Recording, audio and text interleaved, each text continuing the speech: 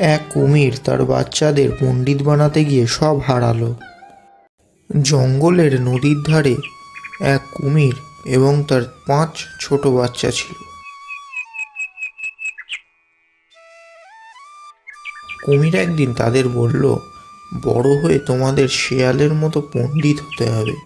এই বলে কুমির তার 5 বাচ্চাদের নিয়ে গেল শেয়ালের কাছে। গিয়ে শেয়ালকে সে বলল, শেয়াল পণ্ডিত, আমার বাচ্চাদের আমি তোমার কাছেই রাখি, ওদের তোমার মতো পণ্ডিত বানিয়ে দিও।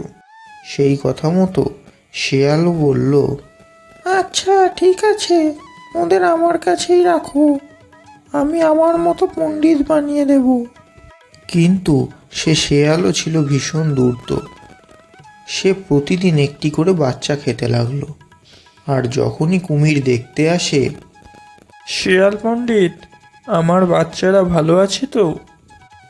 আর তখন শেয়াল বলতো, হ্যাঁ হ্যাঁ, দেখো ওরা পড়াশোনা করছে।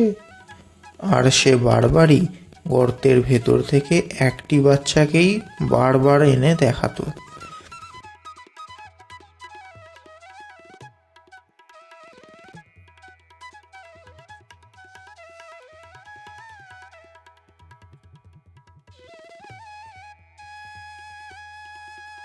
কুমিরও কিছু বুঝতে পারতো না।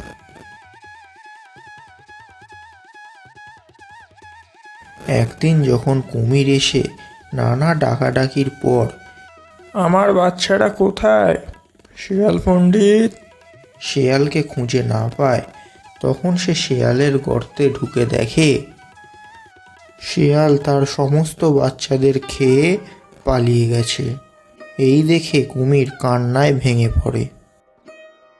এর থেকেই বোঝা যায় অন্ধবিশ্বাস সবসময় বিপদ ডেকে আনে।